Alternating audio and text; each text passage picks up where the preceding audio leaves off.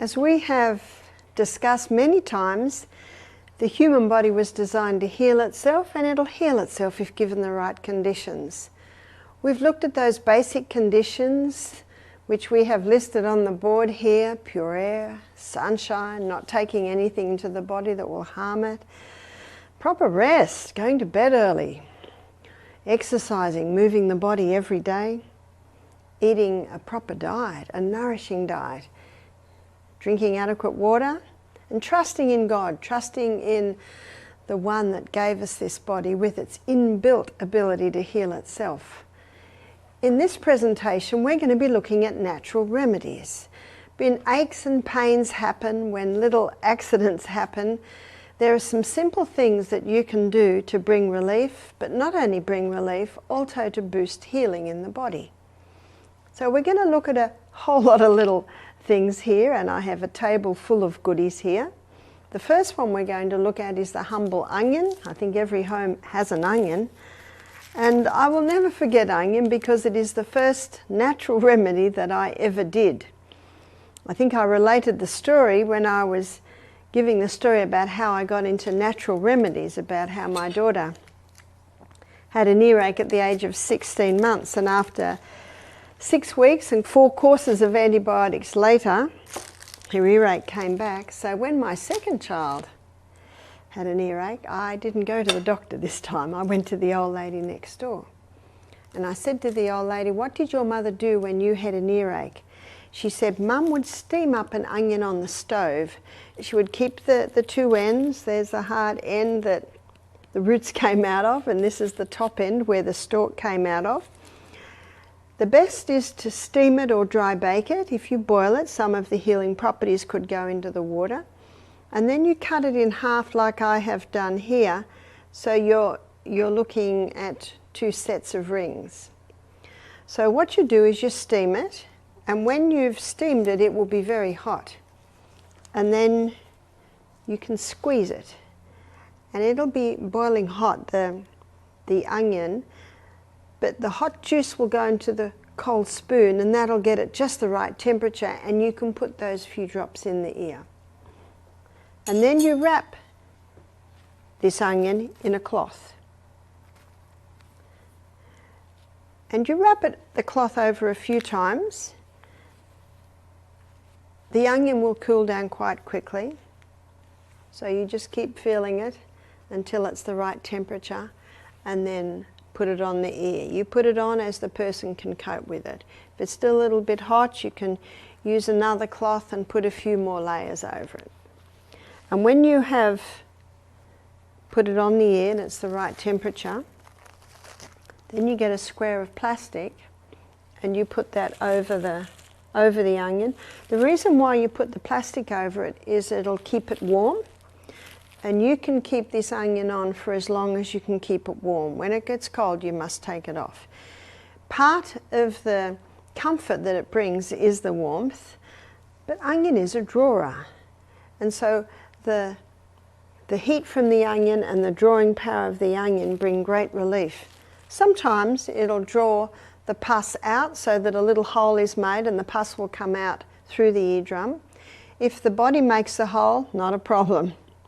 If something's poked in the eardrum, that's a problem. But if the body makes the hole, the body can quickly heal the hole. Sometimes you may need to apply the onion poultice a couple of times. Sometimes once is enough. And I know with my second child, James, when the little old lady next door, I think I was 26, she was about 86, when she told me about it, I did it immediately. James fell asleep. He was being breastfed to sleep, and I had the onion against my arm so I could feel the temperature, and against his ear, and he settled right down. It seemed to bring him much comfort, and he fell asleep.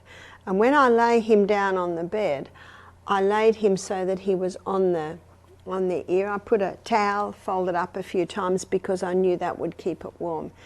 James slept for 2 hours. So what does that tell you? He's getting relief. When he woke up, he was happy. I watched him all that day. I watched him all the next day. He was happy. Now my partner said, I'm not sure it's that ear. Whenever he would cry, he said it might be that ear. So I took him to the doctor. The doctor looked in the ear that had the ache and said, the ear is totally clean. He looked in the other ear, it had a little wax in it. So that was my confirmation that the onion poultice had done the job. So no wonder I went into natural remedies when I compared the difference between 6 weeks and 4 lots of antibiotics and a 2-hour onion poultice where the child slept. One must also look at the cause. What was the cause? Well, I discovered that my children were teething, and sometimes the teething can cause the eustachian tubes to be a little blocked. I didn't notice with any of my other children, but by the time my other children came along, we had stopped having dairy products in our diet. And dairy products, cow's milk, is known to build up the blockage in the eustachian tubes. It's known to cause an excess of mucus to be produced in those tubes. The eustachian tubes, they basically connect the nose and the mouth and the eyes and the ears. You can also use a cooked onion poultice for a boil. A man rang me one day and he said, I have boils on the inside of my nose. They're incredibly painful, and I can understand that. The inside of the nose is very sensitive. I said, well, usually we advise a cooked onion poultice, but I don't know how you do that for the inside of your nose. I didn't hear again until 4 days later, and he rang me. He said the next day he woke up and his whole nose and side of his face was swollen. So he cooked the onion up, chopped it in half, and when it had cooled down a bit, he just put the whole thing straight onto that whole area. He bandaged it onto his face. He said to me he left it like that all day because it felt so good. It brought him a lot of relief. When he took it off at the end of the day, everything came away. He said he's never had the boils heal so quickly. So remember, the onion, the heat draws it in, and also the drawing power of the onion. It's fairly well known that the onion has drawing powers. An old remedy, if you've just painted a room and it's a little bit strong in paint odour, you can slice the onion and put it on a tray and leave it overnight, and the onion will draw the strong smells into it. I got a new fridge about a year ago and I didn't like the plastic smell. So I chopped onion and put it on a saucer in the fridge and also in the freezer, and the next day when I woke up and took it out, the strong smell had gone, and of course you discard the onion. As a result, please don't use half an onion and wrap the other half in Glad wrap, because it will absorb the chemicals from the plastic. If I have a large onion and I only want to use half, I will chop it up and I will put it in a glass jar like this, and I'll put it in the freezer. That's about the only way you can keep an onion. So we've looked at cooked onion, and cooked onion can be used for an earache, and it can also be used for a boil. Now we're going to have a look at raw onion. So raw onion can be used in a few ways, and I'm sure we're all mindful that when you cut up an onion you can start to cry, isn't that right? So the onion juice has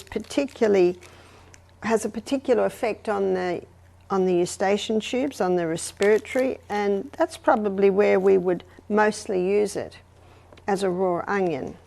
So the first one I'm going to show you is an onion poultice for a sore throat. So you finely slice the onion, and then you get a cloth. In my poultice box I have lots of cloths like this. It's just like a cheesecloth. And then you place the onion in a row, just a little bit of sliced onion. So I've got it like this. And then I'm going to wrap it over. And the area that's got the one piece of cloth between the onion and outside, I put that on my neck. And then you can put a scarf around it. Or you can put a little bit of plastic and then the scarf around it. And you can sleep with that all night, and that will bring relief from a sore throat. Now we're going to do something else with the onion, and this one might surprise you. we're going to chop up the onion into small pieces and we're going to apply it to the bottom of the feet. So why would we apply onion to the bottom of the feet? The bottom of the feet has large pores on it, and they are the largest pores in the whole body, and they are able to absorb. And the bottom of the feet are a reflex for the chest, for the head, and for the abdomen. The reason why we're putting the onion on the bottom of the feet is for a cough. I've seen this bring incredible results a few times. So we get a plastic bag, that's just a usual plastic bag. At Misty Mountain we buy boxes of plastic bags made out of starch. Now if you do not want to put your foot on the plastic, you can put this cloth in the bag. And then you put chopped onion in like this, and then the foot will go on top of that. You draw the cloth around, and then the plastic around, and you secure the end of the bag around the ankle, and then you put a sock on. Remember, we're pretending this is a foot. So the bottom of the feet are touching the chopped onion. I was with my daughter a few years ago, and her little 3-year-old boy had a cough. She gave him a hot bath and rugged him up and put him to bed, but he kept coughing. And we kept thinking, he'll sleep in a minute. But after half an hour of just coughing and coughing, she got him up and we chopped up an onion and we got 2 bags and put this poultice just like this on both feet. And we put him back to bed. We did not hear one more cough. Now he'd been coughing non-stop for half an hour, so it's particularly good for a cough. I've seen it happen quite a few times, and I've had people say to me, that onion poultice on the bottom of the foot, it is so good when you've got a cough. So what's happening in the world at the moment is what's all the talk is the flu or cold that's called COVID. So all of these things can be very effective to help relieve the symptoms of a cold or a flu or the one called COVID. And now we're going to make an onion cough syrup. You just need a jar, and you put approximately a ½ an inch of onion in the bottom, and then you put approximately a teaspoon of honey on top of that. And then you'll put another layer of onion, and then another teaspoon of honey. And you keep going until your onion's finished or the jar's full. And you'll see how thick the honey is, as it usually is. When the syrup is formed, it's quite thin and quite running. Ideally, you let it sit for approximately 24 hours, and then you can strain the onion out. Approximately 3 hours ago, I made one of these. So I'd like to show you what it looks like when it's finished. So you can see when I put this up, there's nothing but thick, sticky honey and onion. So this one was made 3 hours ago, and you can see there's quite a runny syrup in there. This is still not ready to strain, but it will be ready in 24 hours.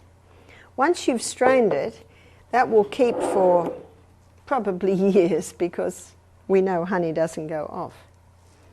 Now we're going to look at a relative of the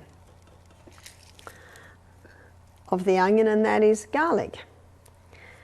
Garlic can be used as a very potent antibiotic. In fact, one study I read of claimed that it was 6 times more potent than tetracycline.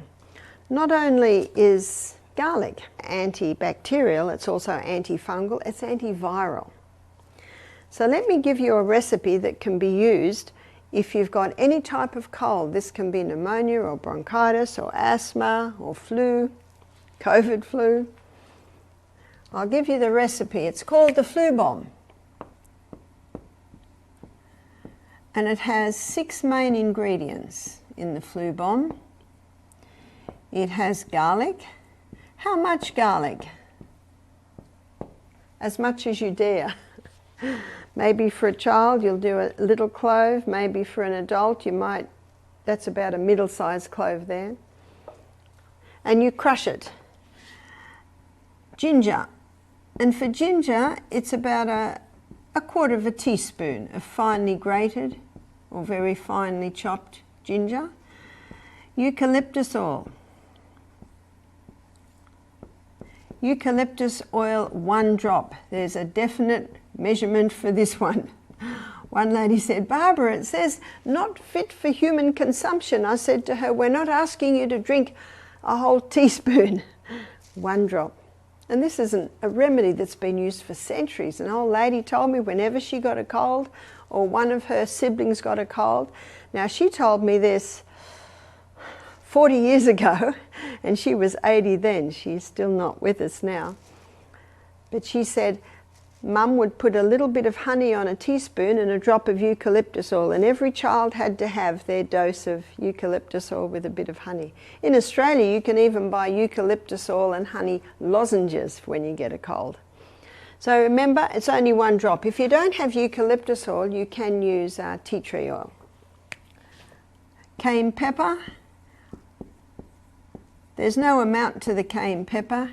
So it's just like the garlic, it's as much as you can bear. Some might only bear a sprinkle, some might be able to bear a quarter of a teaspoon, some half a teaspoon.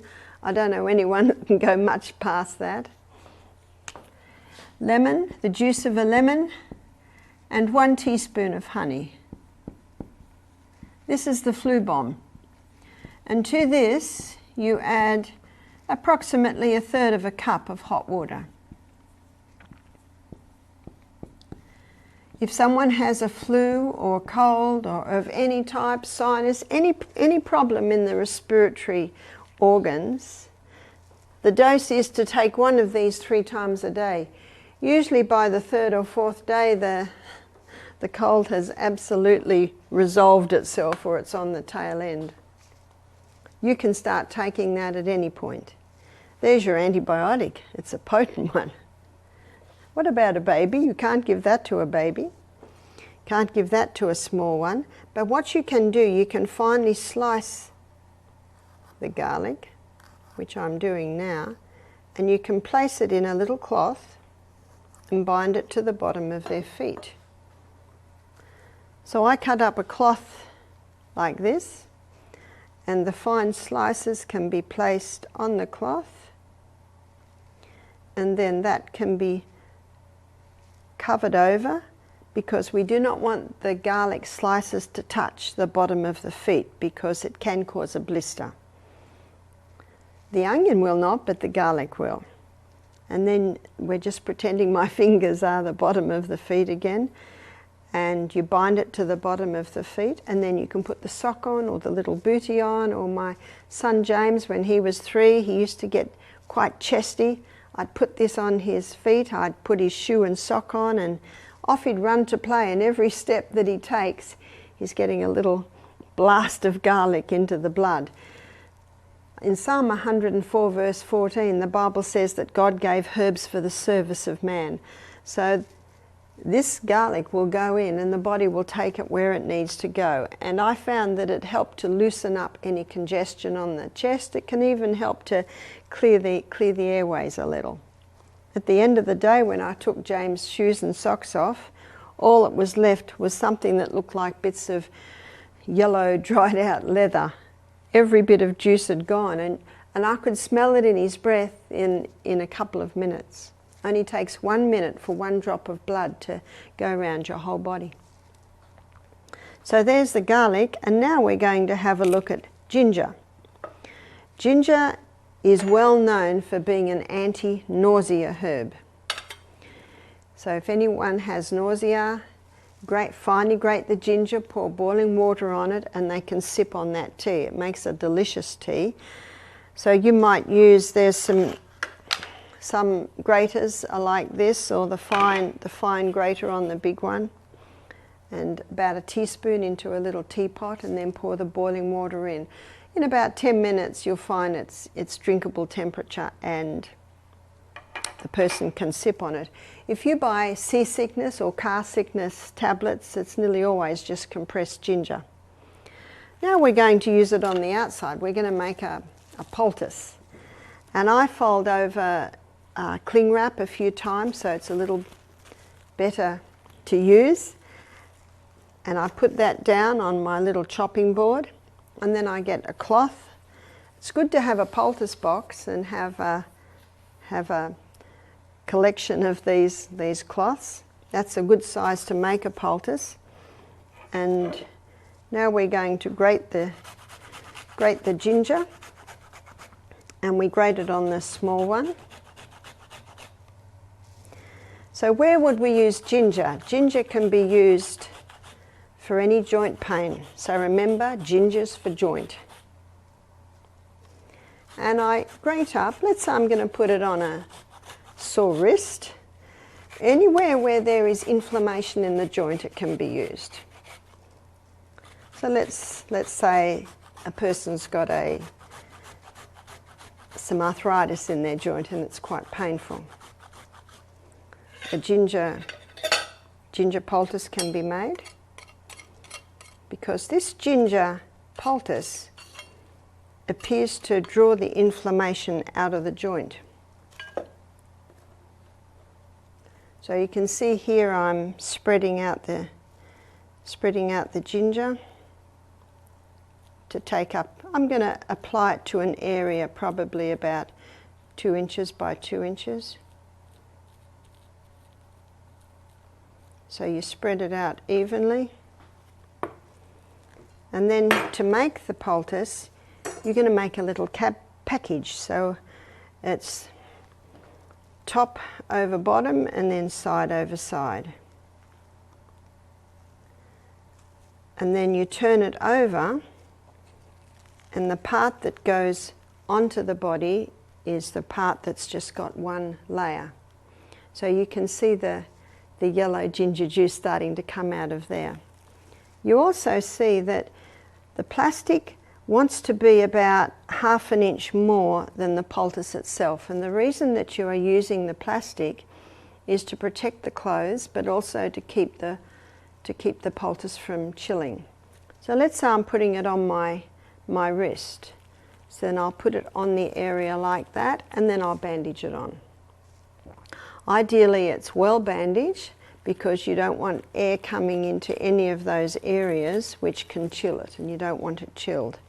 So this can be used for arthritis, it can be used for gout, it can be used for sore knees, it can be used for lower back. It's very good for sore lower back, anywhere where you've got inflammation. So the sore lower back, we've had people sing its praises. We've had people at our retreats that have a very sore lower back. We apply the ginger poultice, and usually their pants can hold it in place. And within half an hour, they're telling us it's getting very hot. When the skin gets hot under the ginger poultice, it's an indication that it's drawing the inflammation out of the joint to the skin. When someone has a sore lower back, they often want to put a hot water bottle on their back.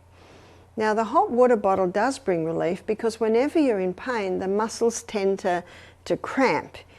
Basically, they're going out in sympathy with the pain. And our body naturally cramps against pain because it's painful. And the hot water bottle relaxes those cramping muscles, so there is some relief. But a hot water bottle on an inflamed area can increase the inflammation. So the hot water bottle is really not the best, because it can increase the inflammation even though it relaxes the muscles. Whereas the ginger poultice, when it's applied to the lower back and the ginger starts to draw the inflammation out of the joint to the skin and the whole area gets hot, that's relaxing the cramping muscles. So the ginger poultice relaxes the cramping muscle, and the ginger poultice pulls the inflammation out of the joint. I usually apply the ginger poultice maybe about 6 o'clock in the evening. Say the person's got a sore knee or a sore wrist or wherever it may be. And that allows the person to feel how hot it's going to get. Because if you put it on just before you go to bed and half an hour later you're woken up because it's feeling quite burning, it can interfere with your sleep. So if you put it on about 6, it gives the person the opportunity to assess it and say, I actually like that heat, I can sleep with that, or it's too hot, we'll take it off. Even if you take it off after half an hour, it has still had an effect. One lady emailed me, she tried it overnight, and in the morning she had 50% less pain in her knee. She was so excited she made another one and changed it at lunchtime, and at the end of the day she had a shower, then put another one on, and when she woke up the next morning her knee was all red and inflamed. She emailed me, she said, what have I done? And I said, you've just overdone it. She said, what will I do? I said, nothing. No ginger poultices for maybe about another week until that skin settles down. She had just done it so much that so much inflammation had been pulled out of the joint to the skin that it inflamed the skin. So if you have some arthritis or a sore joint, my suggestion is just do it overnight or just do it for a few hours in the afternoon.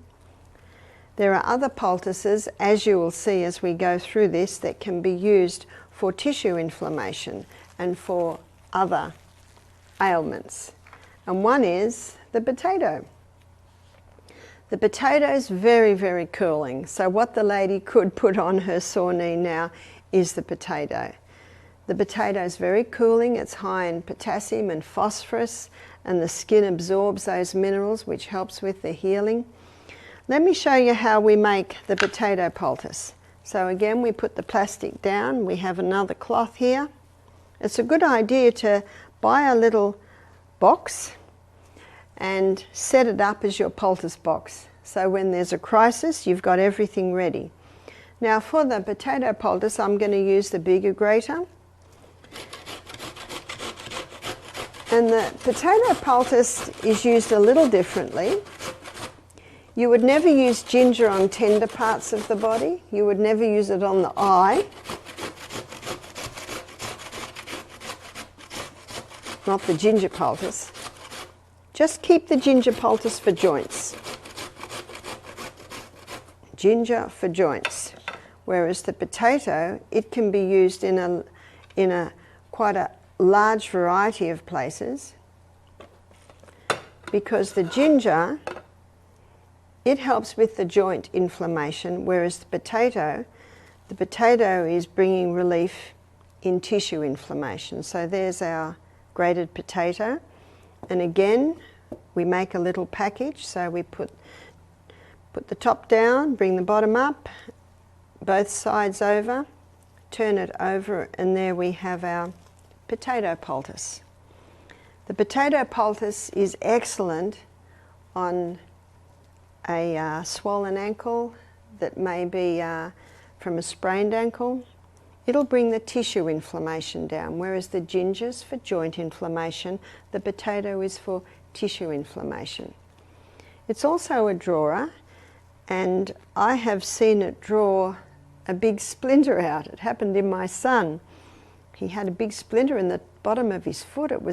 We didn't know what was in there, we just know he'd hurt his foot. He was running along where there are some sleepers around a swimming pool. We'd gone to a friend's house and they'd landscaped all around their pool like an oasis with palms. It was very beautiful, but they'd got old sleepers, you know, the railway sleepers. But I guess in some areas they were rotting down a bit, and William ran and hurt his foot against it, knocked his just under his big toe. He came running to me crying. He was about 10, I think, at the time, and I had a look. I couldn't see anything, but there was a hole there. So when we went home, we put the grated potato poultice on because it was beginning to swell. I probably made it a little smaller than this for a 10-year-old foot, and you just place it on. The plastic over it stops or prevents the poultice getting cold, but it also prevents soiling the clothes or sock around it, and then you bandage it on. That's why you always make sure it's well covered with the plastic. I don't wrap the whole area with plastic because I really don't like plastic on the skin. It's just enough to keep it from chilling and also to protect the clothes. Now I did this every night for William because he was still limping. And after two and a half weeks, William's still limping. And the poultice was keeping the foot from swelling, but he was still limping. And a friend visited. And I said to the friend, I don't know what's the matter with William. He's still limping. He pushed the bottom of William's foot, and William, he nearly hit the roof. He yelled. My friend said, I can feel a lump of wood in that foot. He will need surgery to get that out. My friend was a natural therapist, but he said, this is in too deep. William looked at me. I said, it's all right, William, we're going to try grated potato surgery. Now, I was just doing it overnight. So now I got really serious. I did it overnight, and in the morning I did a hot and cold foot bath on him. We talked about this a little bit in the water lecture. So what I did was I gave him a hot foot bath for 3 minutes, and I gave him a very cold foot bath for 30 seconds. And I did this 3 times. You see, with hot and cold, they both have a stimulating effect. And after 3 minutes, the blood starts to slow down when it's been in hot water. Everything starts to relax, so we take it out of the hot and we put it into the cold. And that stimulates. But after 30 seconds, everything starts to slow down, so we put it back in the hot. So I did this 3 times. 3 hots, 3 colds. And then I put the grated potato on overnight. I did this because it increased blood flow to the area, which is the healer. In the morning, I did another hot and cold, and then I did another grated potato poultice till the middle of the day. And then I changed the poultice again. So he was getting 3 potato poultices in the 24-hour period. His foot was starting to look like a dried prune, but I didn't mind. We had to get that little bit of wood out. After 2.5 days, I saw a little black dot appear in a hole in the bottom of his foot. Now this black dot was about the size of a lentil. We got a needle and put it into the side of it and pulled it out, and it would have been easily a little bit more than 1 inch long. So that's a big splinter to have in a 10-year-old foot. We were just so grateful. We just thank God that it came out. Is there a time when we would have gone to the doctor? If his foot swelled, if there was no relief in what we were doing, I certainly would have. But I was talking to a friend of mine who's a doctor, and he said he had a young boy come in who had a piece of bamboo that went into the back of his foot. They took him into surgery, they opened it, but they couldn't find it. And he said, you can't keep cutting the tissue. And he knew natural remedies from when he was a boy, so he told the mother, go home and do hot and colds every morning, every night. It'll increase the blood flow to the area. And little by little, the body, it pushed that bit of bamboo out. So I'd also knew of that story. And because William wasn't in pain, the grated potato poultice had kept all the swelling down, I knew that we could do what we were doing. And it came out. Can you imagine if I hadn't done the hot and colds and hadn't done the grated potato? His foot would have swollen up. He possibly would have got blood poisoning. And that's when I discovered how powerful that grated potato is. It soothes the area, it brings the swelling out, and it enabled his body, and it worked with his body to get that splinter out. I wouldn't be surprised if that splinter was a good centimetre or 1/2 inch down into the foot, but little by little it drew it out. See, the body's designed to heal itself, and these simple remedies, they are aiding the body in its process to actually be able to draw it out. If someone has conjunctivitis or red eyes or sore eyes, they can put a grated potato poultice on their eyes. It's very gentle. A friend of mine rang one day when her little chap was only about 10 months old. I heard him screaming in the background. I said, what's the matter with Louis? She said, his little penis is swollen twice the size. Now what are you going to do? And if you take him to hospital, what are they going to do? So I said, quickly, make up a grated potato poultice about this size and lay it over his whole scrotum area and put his nappy, or you call it a diaper, on.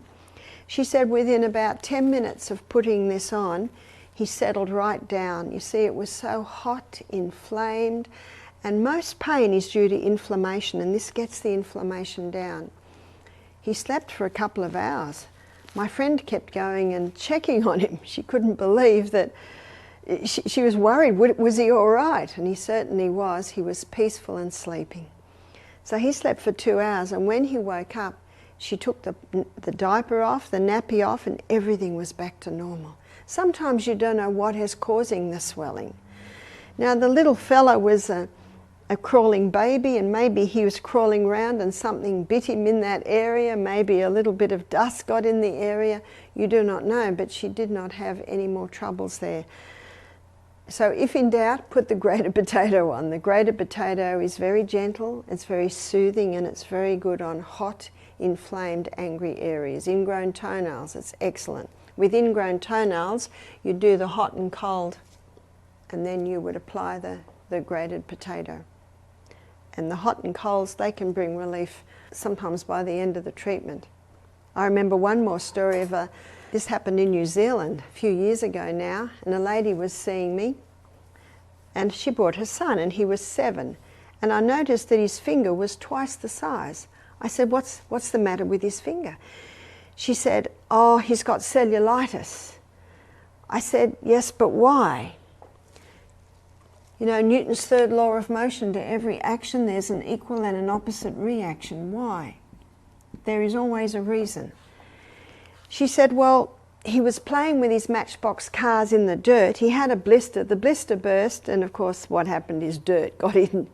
You see, our skin is like a suit of armour, and when you break the skin and dirt gets in, then your whole body has these systems that rush there, the lymph goes there, the white blood cells go there. Now it was all swollen. I said, what have you been doing? She said, he's on his 2nd course of antibiotics. He has to have painkillers to help him sleep and sleeping tablets to help him sleep. The little fellow was only 7. I said, can I try something? She said, please. So I got 2 cups, one with hot water, one with cold, and I did the 3 times. By the end of the 3rd 3-minuter, the little boy was smiling. What did the smile say? He's got relief. And then we made a grated potato poultice about half that size for a little finger, and we put it on and we asked God to bless that. I always ask God to bless the poultice. When they got home by 2 o'clock, the little boy asked for it again, and just before bed they did it again, and they changed the poultice every time. Whenever you make a poultice out of fresh vegetable matter, you must discard it when you've used it, and that's the beauty of the poultice. You can just discard that. If you put grated potato straight onto the skin, you'd have a big mess, whereas this makes it a lot easier to deal with. The mother said the next morning when they took the grated potato poultice off, all the pus and everything inside had come out in the poultice, and the finger was back to normal. She said he didn't need any painkillers or sleeping tablets that night. The hot and colds have been used for centuries, and in the area of pain relief they're almost without equal, and they can certainly intensify the poultices. Now we're going to be having a look at cayenne pepper. Cayenne pepper is a remarkable herb. In the book Back to Eden by Jethro Kloss, he devotes half a page to every other herb, but 10 pages to cayenne pepper. Cayenne pepper moves blood. It is a stimulant, but not a nervous system stimulant. It's not an irritant. It's a stimulant to the blood, and whenever you move blood, you move healing into that area. Cayenne pepper can be used internally and it can be used externally. Internally, it can relieve a sore throat. Remember, it's in the flu bomb. It might tingle at first, but when that tingling settles down, you'll find relief, because cayenne pepper also has an analgesic effect. It's a natural painkiller. So even though there's an initial tingle, then pain relief will be experienced. Cayenne pepper can be used for an upset stomach. It can be used for low hydrochloric acid. So wherever cayenne pepper touches, it stimulates blood to the area. It'll even help heal a stomach ulcer. When it gets into the blood, it thins the blood, it opens the capillaries, it strengthens the arterial wall, but it also can be used externally. How would you use it internally? About 1/4 teaspoon in a little cup of water, or maybe 1/3 of a cup of water just before the meal. It'll help with the meal and it'll help all other areas. It can also be used externally, and to use it externally, you will make a compress. So I'm going to make a compress for a foot. I've got a piece of paper this size, and I've got 2 layers of kitchen paper.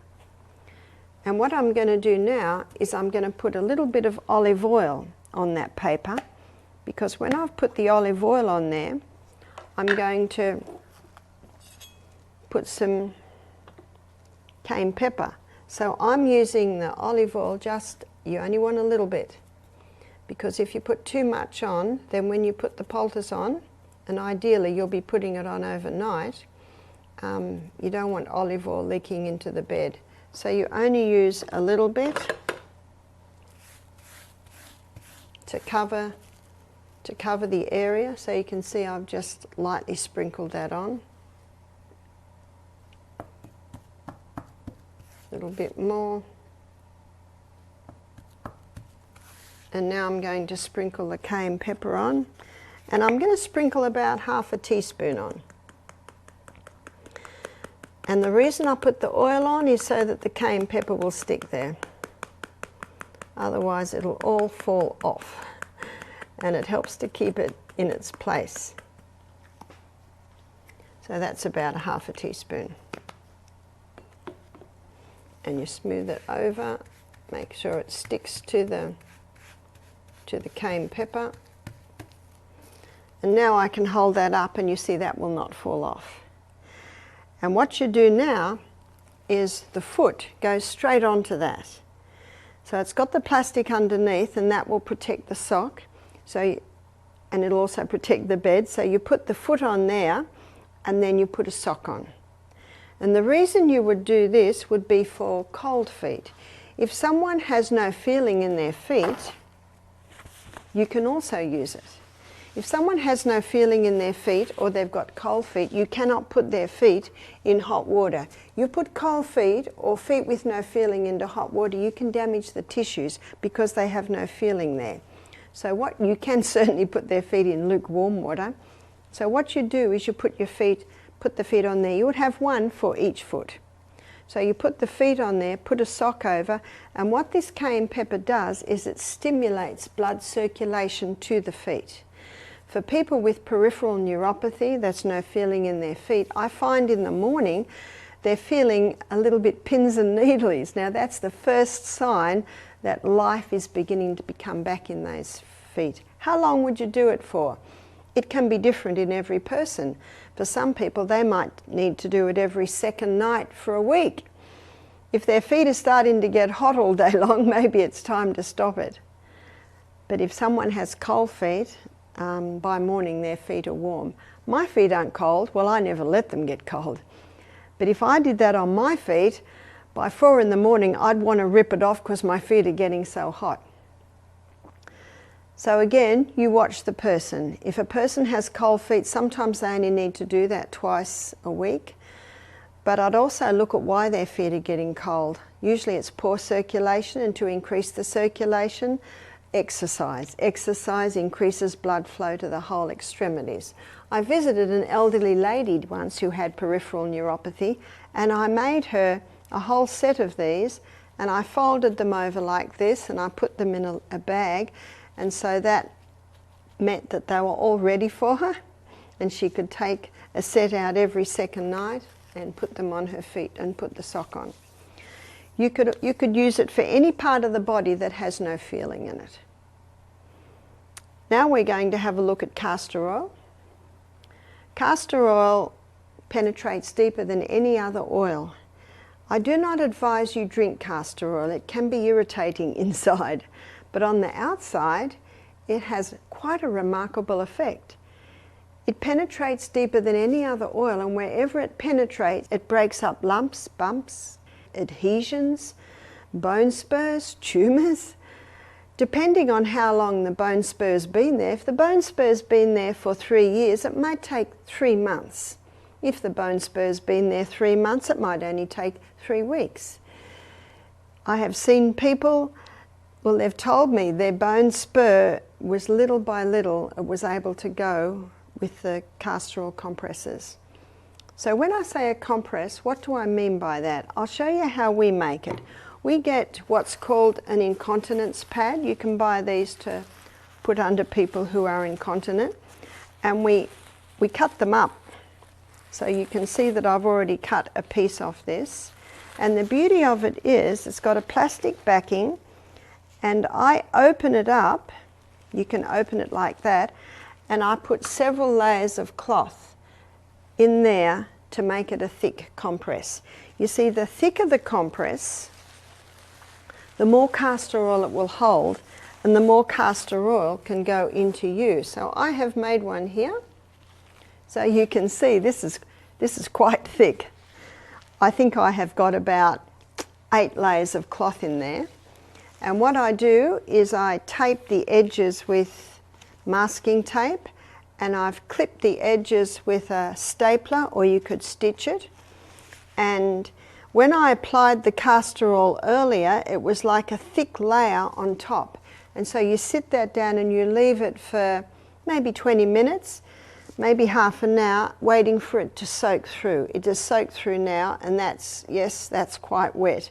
And you can see that it doesn't take up the whole of the poultice, because when that goes on the body, the heat of the body will thin the oil, and it'll leave a little bit of a room for it to spread out. So this is a good size for the chest, for a congested chest. It's a good size for the abdomen. It can be put on the abdomen for constipation.